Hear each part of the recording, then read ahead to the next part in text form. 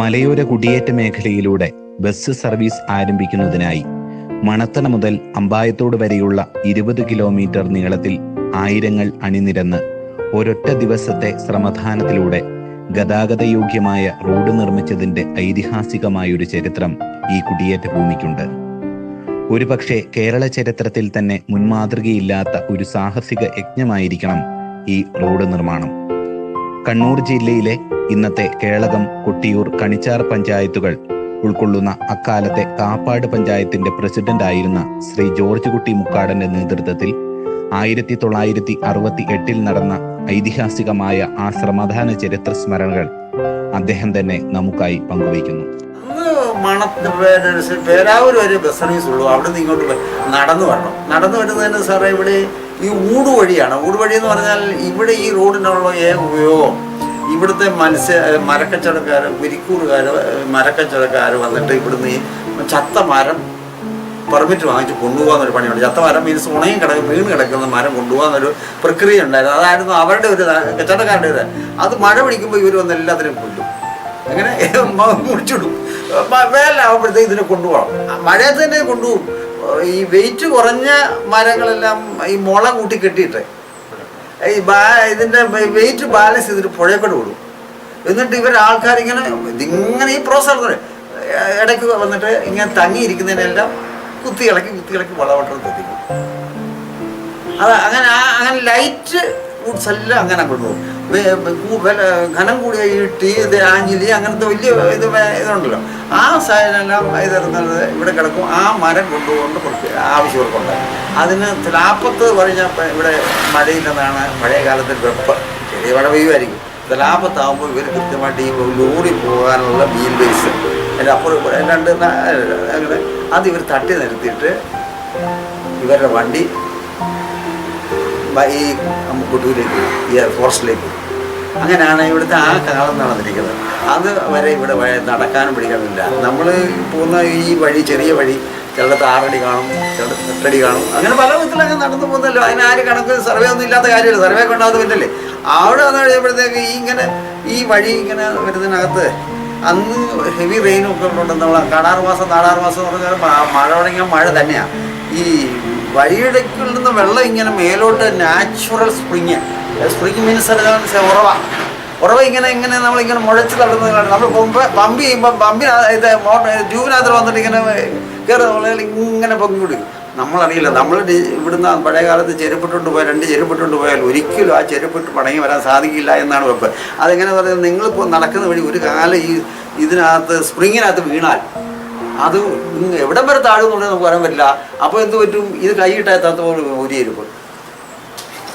ഒരെണ്ണം പിന്നെ ഒന്നല്ലേ ഉള്ളൂ. ഇത് ചാടിയിട്ടേ മടങ്ങി പോരാൻ സാധിക്കും. അപ്പോൾ ഇത് 100% എന്നല്ല ഞാൻ പറയുന്നത്, എങ്കിലും ഒരു നല്ല ശതമാനം ആൾക്കാർക്ക് ഇത് സമരം. അപ്പോൾ ഈ നാച്ചുറൽ സ്പ്രിങ് ഉണ്ട് മഴക്കാലത്ത് നടക്കുക എന്ന് പറഞ്ഞാൽ ടീഡിയസ്. ആരും നടക്കാറില്ല. നടക്കുന്നതന്നെയല്ല, അന്നങ്ങനെ നടക്കാനും പറ്റില്ല. ഇവിടെയൊക്കെ സ്ഥലം വിജനമല്ലേ. ഈ ചന്തവാങ്ങുന്ന കഴിഞ്ഞിട്ട് കണിച്ചാട് ഓരോരോ വലിയ വിഷമമാണ്. അതല്ല ഇവിടെ ഒരുപാട് തട്ടിപ്പടിക്കുന്നവരും അന്നാരും നിങ്ങൾ സാറ് വരുമ്പോൾ തല്ലിക്കുന്ന ഞങ്ങൾ കെട്ടിത്തൂക്കൊന്നും അറിയില്ല. ആരോ സൂയിസൈഡ് ചെയ്ത് ആ തല്ലിക്കൊല്ലിച്ച് കെട്ടിത്തൂക്കുന്ന ഒരു പ്രക്രിയ അന്ന് ഇവിടെ ഉണ്ട്. അത് ഈ കള്ളന്മാരന്നും ഉണ്ടല്ലോ സാറേ, ഏത് കാലത്തുണ്ട്. അപ്പം ചുരുക്കം പറഞ്ഞാൽ ആ ചാണപ്പാറൊന്നും ഇങ്ങോട്ട് ആളും രാത്രി നടക്കില്ല. വന്നാൽ അപ്പുറത്തെ എവിടെയെങ്കിലും രാത്രി എവിടെയെങ്കിലും 25 പേര് നേരം കൊണ്ട് എഴുതിയിട്ട് പരിപാടിയൊക്കെ ആയിരുന്നു ആ കാലങ്ങളിൽ ഇങ്ങനെ കിടക്കുമ്പോൾ ഇവിടെ വഴിയില്ലാതെ വന്നപ്പോൾ ഞങ്ങളിത് കൊട്ടൂർ സമരത്തിന് വേണ്ടി ഞങ്ങൾ ഒന്നായല്ലോ.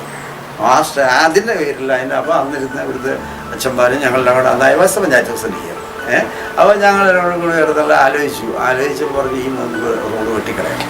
അപ്പോൾ എങ്ങനെ വെട്ടും, ഒറ്റ ദിവസം കൊണ്ട് ഇത് വെട്ടാൻ തീരുമാനിച്ചു. നേതൃത്വം കൊടുക്കാൻ അയൽവാസി കൺവീനർ, അയൽവാസി പഞ്ചായത്ത് പ്രസിഡന്റ് ആ ടൈം കൺവീനർ, പിന്നെ നമ്മുടെ പാരിഷ് മിനിസ്റ്റർ എല്ലാം നമ്മൾ ഒരുപാട് പേരുണ്ടോ. ശ്രീ ജോർജ് നമ്മുടെ സെക്രട്ടറി, ജോർജ് നമ്മുടെ secretary he was secretary to that committee സാറേ. അപ്പോൾ ഞങ്ങൾ ഒറ്റ ദിവസം കൊണ്ട് മണത്തണ വരെ, അന്ന് പേരാവുന്ന ഇത് വഴിയുണ്ട് മണത്തണ വരെ, അവിടുന്ന് ഇങ്ങോട്ട് അമ്പായത്തോട് വരെ ഞങ്ങൾ ഇതിനെ ചെറിയ റീച്ചാക്കിയിട്ട്, ഇപ്പം സാറിൻ്റെ തരത്തിൽ ഒരു ഒരു ഫർലാങ്ങെന്നോ അല്ലെങ്കിൽ നിങ്ങളുടെ കമ്മിറ്റിയുടെ പേരിൽ ഒരു ഫർലാങ്ങോ ഒരു ഡിസ്റ്റൻസിൻ്റെ വിഷം അനുസരിച്ച് തിരിച്ച് ഒരൊറ്റ ദിവസം കൊണ്ട് കൂണ്ടംപടി എന്ന് പറയും. കൂണ്ടംപടി എന്ന് പറഞ്ഞാൽ അറിയോ?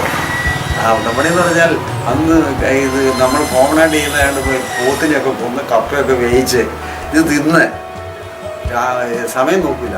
രാവിലെ തൊട്ട് ചെയ്ത് തീർക്കാൻ സമയം വരെ നമ്മൾ ആ സമയം സ്പെൻഡ് ചെയ്ത് പണി തീർത്തിരിക്കും. അങ്ങനെ ഒറ്റ ദിവസം കൊണ്ട് ഐതിഹാസികമായ സമാധാന യജ്ഞത്തിൽ കൂടിയാണ് ഈ അമ്പായത്തോട് തൊട്ട് മണത്തണ വരെയുള്ള റോഡ്. അതാണ് ഈ റോഡിൻ്റെ അത് അങ്ങനത്തെ ചരിത്രം പിന്നെയും ഉണ്ടായിട്ടില്ല, അതിന് മുമ്പ് ഉണ്ടായിട്ടില്ല.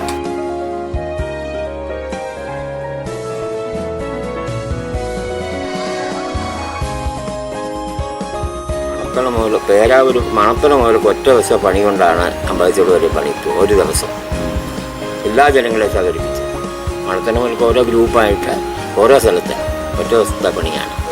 ഒരു ദിവസം വലിയ മൊത്തം പണി അത് കൊച്ചിയിൽ വരെ അമ്പലത്തിങ്ങ നിങ്ങൾ വലിയ വീടാണ്.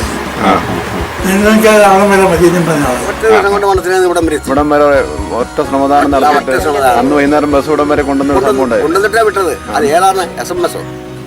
SNBS 1968 ഇവിടുത്തെ റോഡ് പണി. റോഡിന്റെ പടി എല്ലാം കാര്യങ്ങളും കീലപ്പച്ചന്റെ കാലത്താണ്. ഒറ്റ ദിവസം കൊണ്ട് ഞങ്ങൾ പടി ഒപ്പിച്ചു.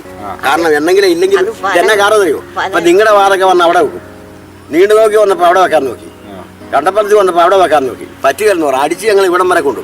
അതന്ന് കേരള ചരിത്രമായിരുന്നു. ഒരു ദിവസം കൊണ്ട് ഇത്രയും ദീർഘമുള്ള റോഡ് പണിത് ബസ് കൊണ്ടുവരാന്നുള്ളത്.